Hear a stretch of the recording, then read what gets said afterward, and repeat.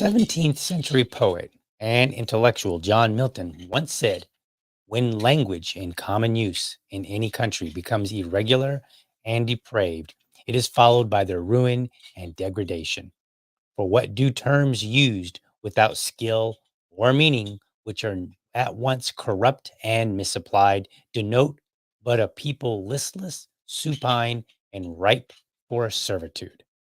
Let's explore this just a little bit further today.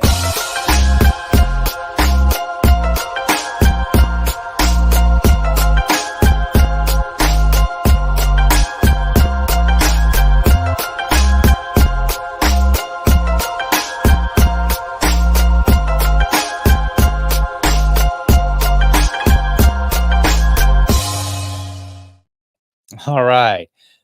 Welcome to another morning episode of the Liberty Dad podcast, where we have a discussion on politics and culture. If you're tuning in live, then I want to especially thank you for giving me your time so early. Today, I will be defending Thomas Massie. Normally, what I try to do on Wednesdays is have like a Liberty Dad musings where I just kind of touch upon a bunch of different things that may or may not have anything to do with each other. But as I was preparing this morning, I realized I think there is more content here, so that rather than try to add a defense of Thomas Massie with a bunch of other things, I said, you know what, let's just see if we can do all together. Like, I'm sorry, just do only defending Thomas Massie. So that's what I'm doing today. Um, let's see here. Let's get a little logo right up there. Bam. All right, awesome. So Thomas Massie, if you don't know, he's in trouble right now. And I don't mean trouble. I mean, kind of like trouble. Like, probably it's not a big deal. People are talking about it. And what did he do? Well, let's play a clip here real quick. This comes from The Hill. I think it's like The Hill TV or something like that. So we're going to go ahead and play this clip really quickly here and kind of get going on what in the world is happening with Thomas Massie. Some updates from the House floor. Representative Thomas Massie tweeted yesterday that this week I will vote against House Resolution 894. Anti-Zionism isn't anti-Semitism. The resolution states that all anti-Semitism is anti-Zionism. That is either intellectually disingenuous or just factually wrong. The most senior Jewish member of the House. More problematically, the resolution suggests that all anti-Zionism, it states that all anti-Zionism is anti-Semitism. That is either intellectually disingenuous or just factually wrong. And it unfairly implicates many of my Orthodox former constituents in Brooklyn, many of whose families rose from the ashes of the Holocaust. While most anti-Semitism is indeed anti-Semitic, the authors, if they were at all familiar with Jewish history and culture, should know about Jewish anti-Zionism that was and is expressly not anti-Semitic. This resolution ignores the fact that even today, certain Orthodox Hasidic Jewish communities, the Satmar in New York and others, as well as adherents of the pre-state Jewish labor movement, have held views that are at odds with the modern Zionist conception. Glenn Greenwald tweeted in response to the resolution, "It's not the role of Congress to dictate to Americans which political views are and are not racist. That this is done to condemn Americans in order to protest a foreign country makes it all the more repressive. But of course, it will pass with overwhelming bipartisan support." So we just saw a clip of the most senior Jewish member of the House who has frankly not been overly sympathetic to pro-Palestinian protesters or shown what I would describe as kind of an overflow of solidarity with the members of the squad who have come out and done vigils for deceased Palestinians as well as Israelis and the like. But even he in this moment seems to think that this resolution, which explicitly ties and connects anti-Semitism to anti-Zionism, is a bridge too far. And the reason he, states there is specifically because there are so many Jewish pro-Palestinian activists that would be implicated by this rule. All right, there we go. It's not on the ball there. Okay, so that's not quite what got him in trouble, though. That did get the ball rolling. Okay, so this kind of started it because people, look, let's just be honest here. Can we be a little bit honest for a change? when people oppose a bill in Congress, the people that support the bill don't tend to like it. And they tend to use language to kind of make that person out to be the bad guy, right? But here's the problem with this. We have 535 people that we have elected to go to Congress, 435 members of the House, 100 senators. The whole point is that they may not agree on legislation. That's the whole point of this experiment in the United States, was so that there would be proper representation. Therefore, somebody from some area of the country may be representing people in a way that is different from another representative from another part of the country. They are not there to just align in agreement all the time. That would be what takes us to a full scale tyranny, is if everybody in the government was always in agreement. Now, there might be times where unpleasant language is appropriate to describe somebody, but this tends to be a common thing, right? Like, it's just people leap. They immediately jump to this, well, you're a this. And nobody wants to be called a this, whether it's a transphobe or racist, anti-Semitic, it doesn't matter. These are words that we generally consider to be nasty, and we think of them as nasty on purpose, because if you are one of these, good chances are we're not too fond of you. So it's a good thing that these words have these strong connotations that make people want to, like, if I told my friend that dude over there is anti-Semitic, they're not going to think anything positive of him immediately. Like, they're going to be like, ooh, you know, and for good reason, because if they are anti-Semitic, we should kind of bristle at that person. This is what goes toward making a society a better society. Okay. So let's see what really got Mr. Massey in trouble here. And it was actually this tweet. Actually, this isn't this is more than just a tweet. This is a tweet from the, or this is like the New York Post posting his tweet and a picture of Thomas Massey. So let me be a little bit more specific on what I'm showing you here. So it says Dems accuse Representative Thomas Massey of anti-Semitism over Drake-inspired Zionism meme. So it was his Zionism meme that got him in trouble. And we're going to zoom in here a little bit on this meme so that you can see exactly what it is that got him in so much trouble here. So this is the Drake meme. And look, I assume that most of you understand how these kind of memes, but it's basically a two-part meme if you're not familiar with it. So if for some reason you're like, look, I hate social media and I don't get on there, I don't look at memes, but I do like to watch your show, DL, maybe there's one of you out there like that, and that's cool. I'm going to help describe this just so that we're all clear what this meme is conveying. It's a picture of Drake, and we've got him on one hand, kind of like, no, not this, right? And so then to the right of him would be some idea, some concept, right? And then below it, it has another picture of Drake here, and he's all like, yeah, and, kind of pointing at it. And so the gist here is just to say, not this, this. That's really what it is.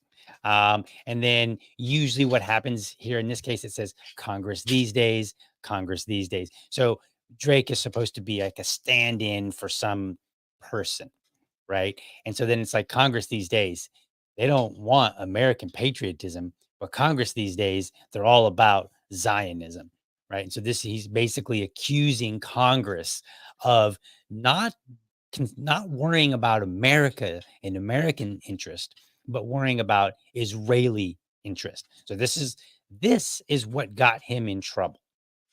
Okay. And maybe I should have gotten the actual tweet, whatever, but I know it looks a little weird if you're watching. So I apologize for that, folks. But it is what it is. So anyway, this is what got him in trouble. And to be honest with you, I tend to be a little bit more on the sensitive side about what people post. I've been critical here in the Libertarian Party about some of the memes that people post. Now, I'm not as critical as some others. Um, you know, I'd like to think of myself as somewhere in between. Like I'm hopefully that voice of reason where I'll sometimes say, yeah, that one's a bridge too far. And other times I'll go, come on, for real. That's what we're going to get angry about. And in this particular case, I'm going to say, come on, for real. This is what we're getting angry about. But I think there's a larger conversation to be had here about this. So, what I want to do is I want to read through that article and kind of make a few points. And this is the article that I just had up on the screen from the New York Post. Okay, so this is the one that says Dems accuse Representative Thomas Massie of anti-Semitism over the Drake-inspired Zionism meme. Okay, so let's go ahead and read. And I'm going to pull this up on the screen as well so that everybody can see it. But we're going to go ahead and now read this. Oh, I got the wrong one showing on the screen. How about that? Looks good. All right. Got a little bit of commercials there. Let's see if we can't get these commercials out of the way. Dems accuse Representative Thomas Massie of anti-Semitism over Drake-inspired Zionism meme. Representative, oh goodness, these ads these days. Representative Thomas Massie was condemned by top Democrats and the White House Tuesday for sharing a Drake-inspired meme that suggested Congress embraces Zionism more than American patriotism. So I think this is funny.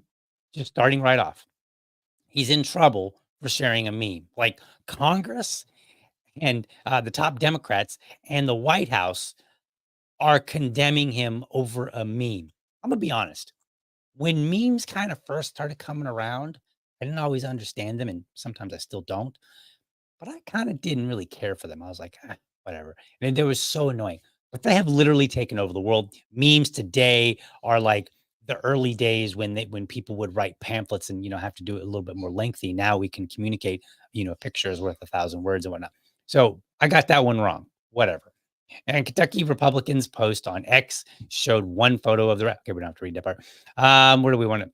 The meme, which has been viewed by more than 3 million times, earned the scorn of the Biden administration. So that's why. Okay, it's not really the meme; it's just the fact that it's been viewed more than 3 million times. So like, people don't want that kind of attention on somebody that's saying something they don't like.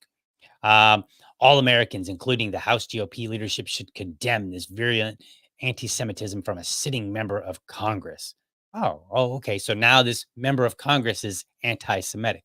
We're going to talk about that in just a moment, though, about the use of the word anti-Semitic. Massie was the only Republican to vote against the GOP-backed resolution condemning anti-Semitism that passed the House Tuesday, 311 to 14. 13 Democrats also voted against the resolution, and 92 Democrats voted present over concerns. The resolution stated, anti-Zionism is anti-Semitism. I agree with the 13 Democrats and Thomas Massie. The idea, so our Congress needs to be passing laws, and if they're passing any laws, they need to be in order to solve a problem that is appropriate for legislation. They don't need to be passing legislation that defines words and what they mean or don't mean. That is not an appropriate use for Congress. Okay. All right. So let's move on. Okay. There's the actual meme. You can't see it because every time I scroll around here, I'm getting like all these crazy ads popping up on the bottom, and like the website, the internet has gone to heck. Anyway, that's for a different day. One House Democrat who supported the resolution, Representative Richie Torres, also criticized Massie. Thomas Massie, a House Republican, is pitting American patriotism against Zionism, Torres tweeted. Most Americans are both pro-America and pro-Israel and see no contradiction between the two. Okay, so it's kind of weird because he's like, Thomas Massie's pitting this idea against this idea. Most Americans are both this and this. Okay, so he's not really pitting one idea against the other. He's just saying, like, look, he's just like, where was it here? Going back up here for a second. anti-Zionism, anti-Zionism is not anti-Semitism. Like, this is the big argument here, right? And he's like, well, you're pitting two ideas against. No, he's basically saying, he isn't pitting one against the other per se. What he's doing is he's saying Congress is favoring one idea to the exclusion of another idea. And then going further and saying, if you're not accepting this idea that we're favoring, then you must be an anti-Semite. This is not true. This is what I meant at the top of the show when I quoted John Milton, and I said, when language in common use in any country becomes irregular and depraved, it is followed by their ruin and degradation. Think about that for a moment. We're simply throwing out terms because we don't like the fact that you are disagreeing. Because ultimately his disagreement was, hey, this line here, this is the disagreement that he has and that the 13 Democrats have, and then other Democrats as well. And then even the, as we heard, just a few moments ago, and I'm drawing a blank on his name, but the top representative, the most senior representative, who happens to be Jewish as well. This is the problem that they have. They're like, look, these two words are different. Anti-Zionism, anti-Semitism, they're entirely different. And if we start blurring the lines of distinction and we make them mean the same thing, then what he was saying was, you're going to catch Jewish people up in this because there are Jewish people who are anti-Zionist. So it doesn't matter whether you agree or disagree with Zionism or anti-Zionism. That's not so much relevant as the fact that anti-Zionism and anti-Semitism are not the same thing. And there are consequences when you try to make them mean the same thing. So continuing on with John Milton's quote here, for what do terms used without skill or meaning, in other words, just loosely, just using them, which are at once corrupt and misapplied. Okay. So now we're saying, like, look, we're misapplying words. We're corrupting our own language. Denote but a people listless, supine, and ripe for servitude. Now, I want you to think about that for a second. Just think about this for a moment. Remember the book 1984? This is the second time I've referenced this book in just like a handful of podcasts. Like, I think I did it just earlier this week. The book 1984 has people basically in servitude.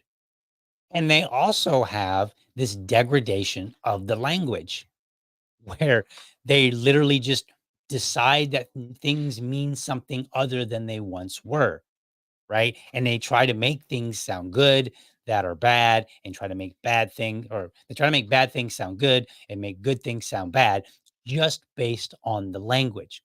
So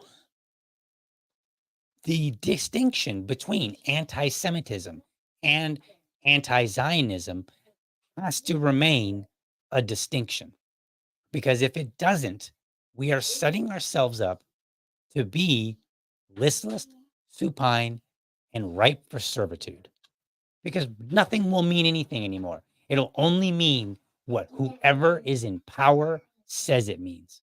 And that's the problem. All right, so let's continue on. Sorry, we got this article up here on the screen. Let's see. And then Senate Majority Leader Chuck Schumer, he got in on it. Representative Massie, you are a sitting member of Congress. This is anti-Semitic, disgusting, dangerous, and exactly the type of thing I was talking about in my Senate address. Now, I don't have a Senate address pulled up, but here's the catch. Disgusting and dangerous. People always like to use the word dangerous. Like, if you say this thing, then it's going to lead to all these other very, very bad things. And oftentimes they don't really have a list of all these bad things that will exactly that it will exactly lead to, nor if we allow this kind of language, nor do we go back and say, did that actually come to pass? Like, you once upon a time called this dangerous language and we didn't stop it. So what have been the consequences since then? Has it gotten bad like you said it would, or do you need held accountable for your own words? Because guess what, Mr. Schumer? It is disgusting and dangerous to use words flippantly in a way that is misapplied and corrupt. And that we actually have evidence of. That, I mean, we can look at books like 1984, which kind of illustrate, through fiction how this plays out. We can also look at our own work, we can also look how things have actually played out. And in fact, I'm going to do that right now. So you might remember back in episode 29. Now, this is for the people that have been following me for a long time. I did a show. It was called Hearing the Voice of the Unheard. And what I did in that particular episode, I took Martin Luther King Jr.'s speech that he gave. What was the title of that speech? Do I have that listed? Yeah, The Other America. So he gave the Other America speech. And what I did was I walked through like a portion of it, like about a 15-minute portion. And I stopped at certain points. And what I said, here is what I heard. So what I was doing was, it was a 45-minute speech. But what I did was I took about a 14-minute portion of it and I played it. And then I just, at intervals, I stopped and I said, here's what I heard. And that was the whole gist of the show, was to talk about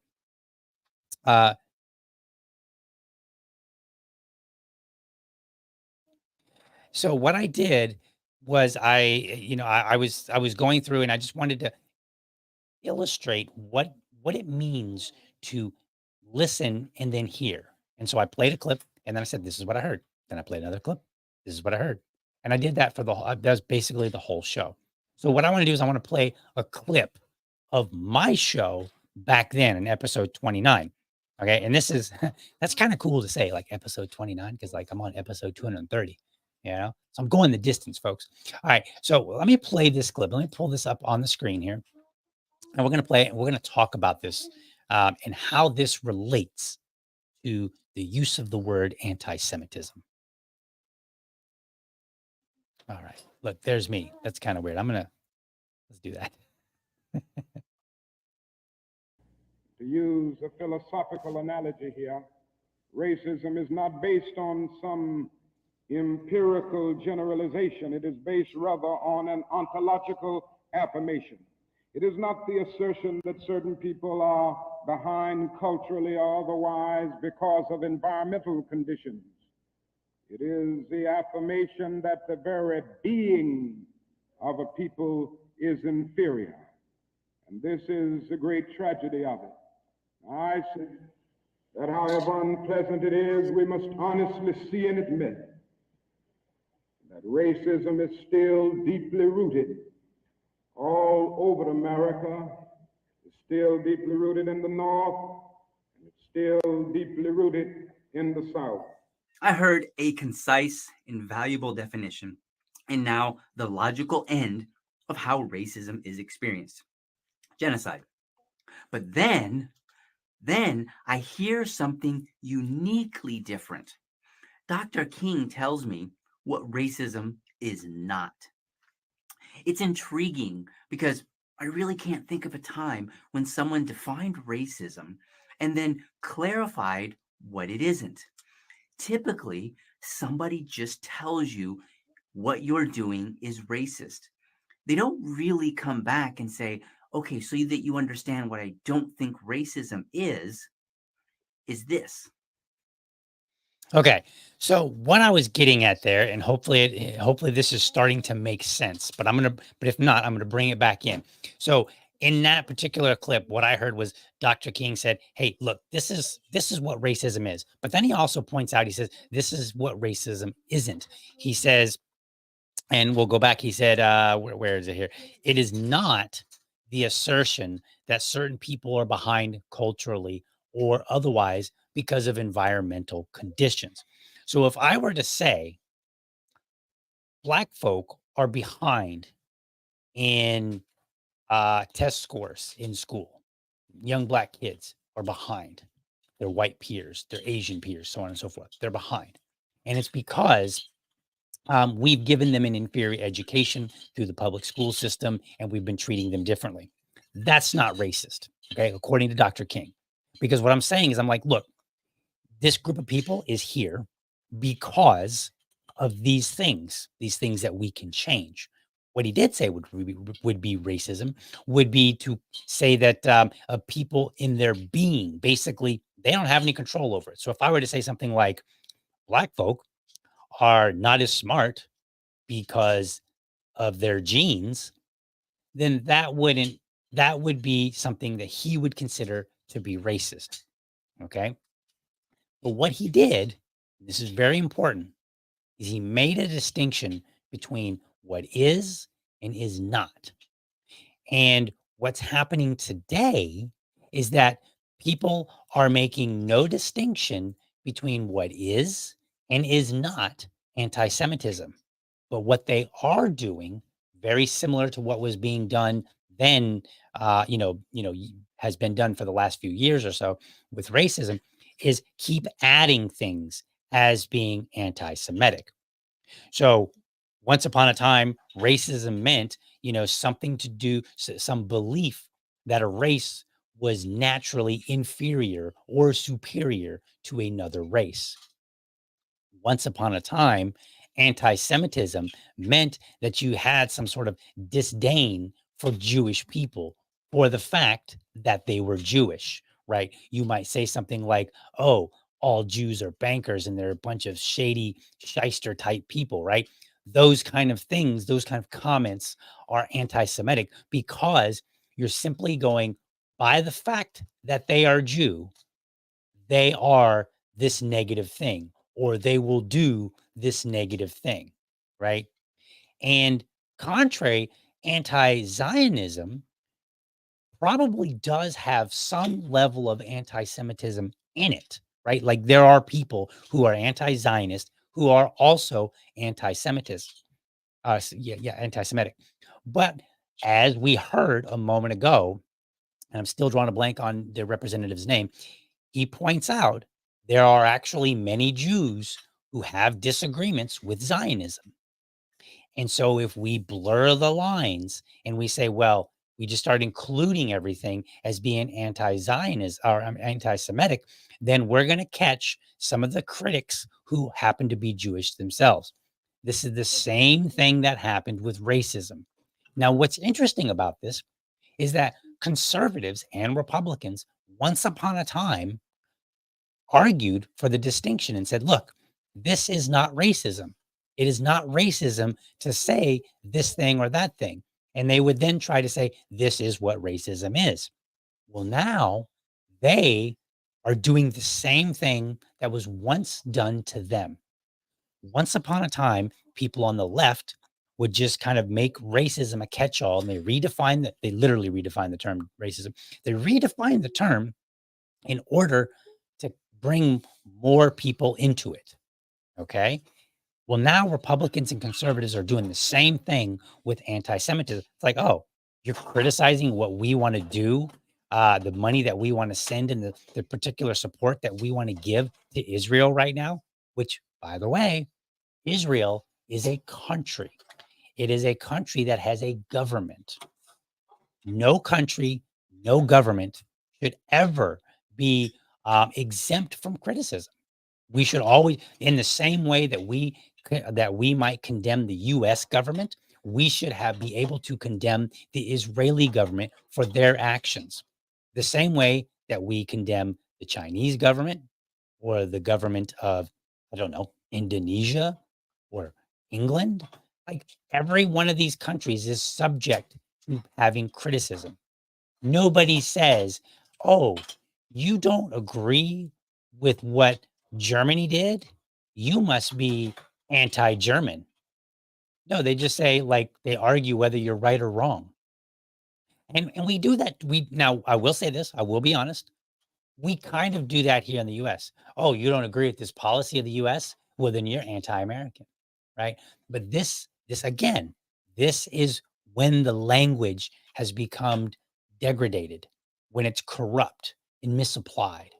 And the problem that we have here is that it kind of was once something that you saw more from people on the left, right? They tended to be the ones that engaged in this level of rhetoric.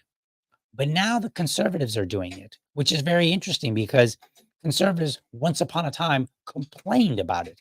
They would complain and say, hey, that's not that's not how racism is defined. But now people like me who might oppose certain things that the Israeli government is doing, or oppose some legislation from the U.S. government that favors or does something in favorably for the Israeli government, namely give them money.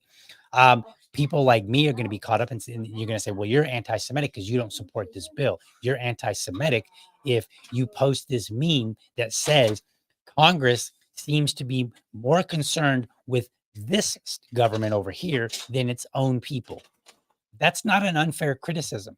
That's how it works, Congress, and every one of you other people out there who are claiming otherwise. So, in my opinion, I think Thomas Massie is 100% correct on this matter. He is correct. Now, I want to put up something else on the screen here because I thought this was interesting. I just did a little search on his timeline here. And so let's go ahead and put this up. So what I did was you can go to Twitter and you can do a search. And in that search, I basically said, show me his tweets that have the word Israel in it up until 2020. Now, 2020 was just a random timeline marker that I used. I could have went 21, I could have went 22, but I just did 2020. And so it's interesting. I was looking at some of his tweets and, he says, I took some heat for being the only Republican to vote nay on this bill. I stand by my vote. 21 members of the Israeli, and I don't know how to say this word, Knesset had an issue with this bill because they read it too. Israeli MKs to Congress, thanks, but BDS bill, dangerous for Israel. So he voted against this particular bill. Nobody was calling him anti-Semitic then. Then let's see. This is back in 2019. This week, the House voted on a supposedly non-controversial resolution to support Israel, but I read the resolution and voted no. So again, there was a resolution to support Israel back in 2019, and he voted no. Was he the subject of all kind of claims that he was anti-Semitic then? No. Let's see, going down. In addition, House Resolution 246 calls for Israel to implement a so-called two-state solution. Rather than dictate to Israel what the U.S. believes is best for Israel, Congress should instead refrain from interfering with Israel's own decisions regarding its foreign and domestic policy. Again, nobody was calling him anti-Semitic there when he was saying, hey, you know what? Maybe we don't need to be so involved with Israel. So this is not new for Thomas Massie to say that the U.S. government should keep its nose out. This isn't new. This is something that he has done multiple times and, going back at least to 2018. It could be further. I don't know. This is just what I found through a simple search on Twitter, or X as we like to call it now. So the point here being that we need to get back to where words mean what they say and they don't mean words have a meaning, a very specific meaning, and we don't try to take that word and just lump in anything that we dislike, which is what's happening. What is happening is that you have people who say, you don't support this, you must be a nasty character. And so then they'll find some word that they can associate, and that's what they use. And we need to reject this. And we need to stand by the Thomas Massies. And then we need to go and we need to sharply rebuke the people that are coming at him. And in specific, the Chuck Schumers, the people that are in Congress. Like we can criticize the talking heads all we want, but more importantly, we need to criticize our own Congress members and say, hey, knock it off. Unacceptable. You are doing what you once decried and had a problem with, but now that it's favorable to you, all of a sudden it's okay. No, that's what we need to be doing. All right. That's my show today. I apologize that it was a little bit late getting started. I had some show. I was doing making some show prep this morning, and I just kind of was like, do I really want to do multiple things? I don't know. So I decided to do one, and then I got a little bit more involved in doing some more research and whatnot. And so I kind of got the show delayed. But I am doing my best, folks, to get my rear end up every morning, 5 a.m., get in this studio, start doing my show prep so that when you wake up at 7 o'clock and you want to tune in, the show is there ready for you. So that's my goal, folks. Keep me honest. Call me out if you have to. Be like, hey, if I miss a show, call me out and be like, dude, what in the world? Where were you? I got up and was ready to hear your show and you weren't here, right? We can call out Congress members for their nonsense, and we can call out Liberty Dad when he's, being a little bit lazy. It's cool. Keep everybody honest. How the world goes round. All right, closing. Thanks for watching. I hope you found this episode informative and inspiring.